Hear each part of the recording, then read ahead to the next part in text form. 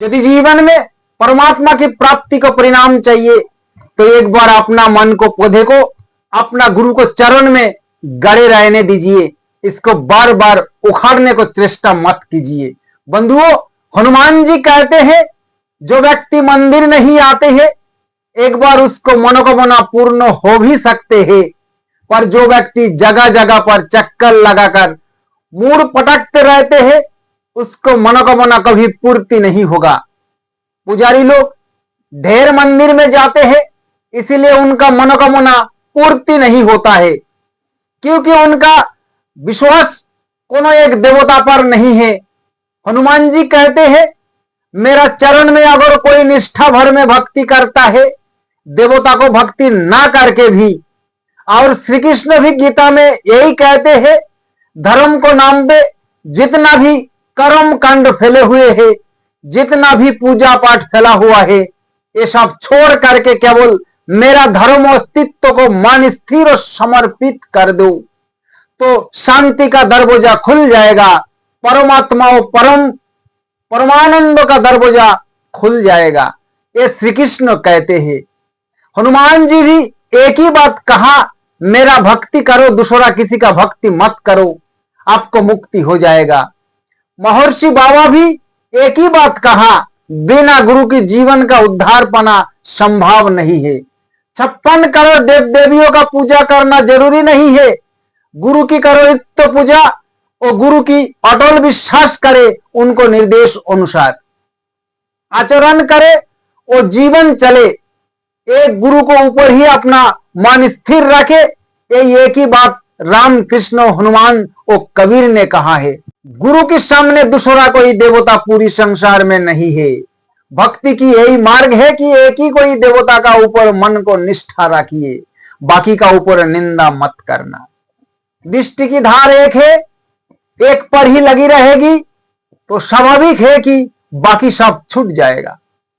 दृष्टि पूरब है तो पूरब में, पश्चिम में है तो पश्चिम में, दक्षिण में हो तो दक्षिण में, और उत्तर में है तो उत्तर में। चंचल होने पर हमें एक दिखाई नहीं देते हैं और स्थिर होने पर हमें एक दिखाई देते हैं। इसीलिए पूजा पाठ में अगर अनेक देव देवी का मूर्ति दर्शन आ रहा है तो आपका मन स्थिर नहीं है, चंचल है। और जब तक आपका मन स्थिर नहीं होगा तब तक आपको परमात्मा और शांति का प्राप्ति कभी नहीं होगा। बाहर में गुरु हमारे लिए उपासना है, भीतर में परम सत्ता परमात्मा की भक्ति करना ये हमारा उपासना है। मानवर आत्मा परमात्मा एक नहीं है और आत्मा परमात्मा दो भी नहीं। ये स्थिति के अनुसार आत्मा अलग है और परमात्मा अलग है। बेहोशी की स्थिति अलग है और होश की स्थिति अलग है। वासना और वासना से मुक्ति अलग है। ऐसा ही आत्मा और परमात्मा है।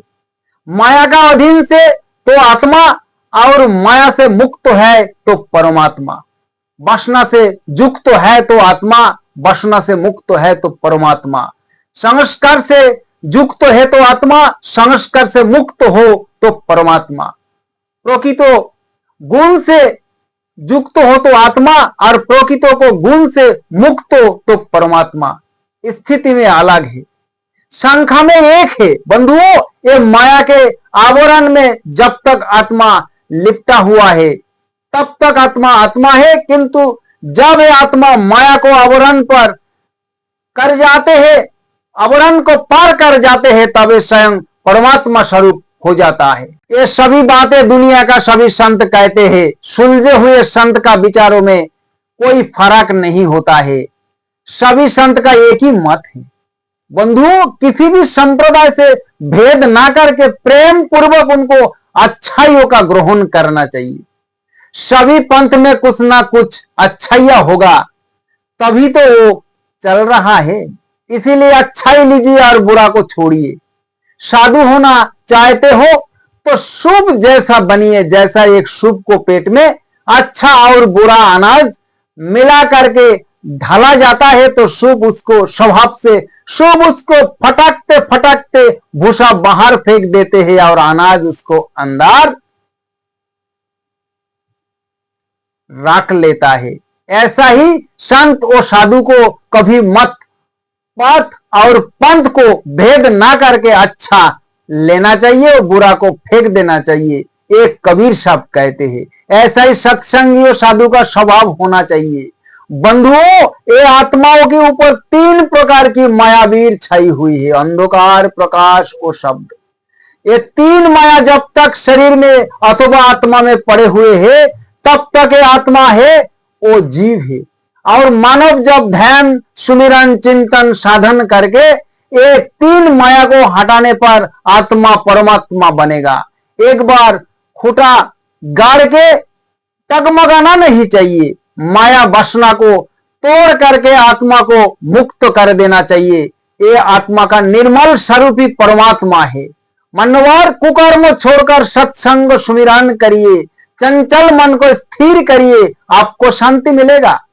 वो आपको भीतर लेटा हुआ परमात्मा प्रकट हो जाएगा। ये आपको जीवन का सबसे बड़ा लक्ष्य